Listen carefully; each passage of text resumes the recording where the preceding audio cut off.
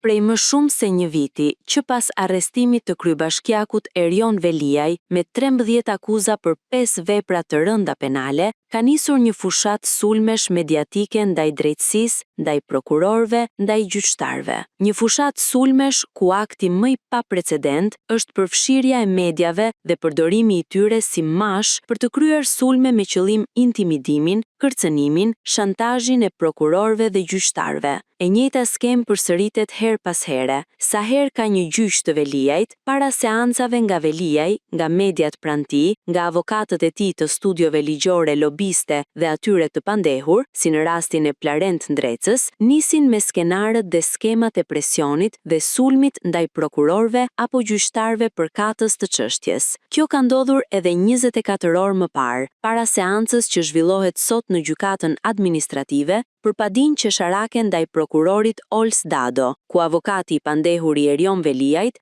doli në një konferencë për shtyp për të ushtruar një presion të hapur dhe publik. Kjo dalje publike u shfrytësua për të hedhur akuza lidhur me ecurinë e procesit gjyqësor të kryebashkiakut të Tiranës në gjykatën administrative, ndërsa presioni ka shkuar deri aty sa avokati i pandehur i një tjetri të pandehuri, Plarent Ndreca, ka kërkuar të aktivizohen mekanizmat e kontrollit ndaj gjykatës. Avokati i pandehur i Veliajt gënjen publikisht kur flet për presione mediatike. Avokati i pandehur i Erion Veliajt, Plarent Ndreca, në konferencën për shtyp të mbajtur të enjten, 24 orë para seancës së sotme në gjykatën administrative, tha se prej ditësh në hapësirën publike dhe në burime të hapura mediatike janë raportuar pretendime jashtëzakonisht shqetësuese mbi tentativa të mundshme ndikimi dhe presioni institucional në lidhje me këtë proces gjyqësor, duke vijuar mëtej se pas gjithë këtyre zhvillimeve krijohet natyrshëm dyshimi se gjyqtari i çështjes mund të gjendet në një presion institucional të jashtëzakonshëm për të mos lejuar që një vendim gjyqësor të ekspozojë dështimin e vetë sistemit për të korrigjuar një problem kaq të rënd ligjor dhe institucional. Kjo është një gënjeshtër, pasi një vëzhgimi të bërë nga CNA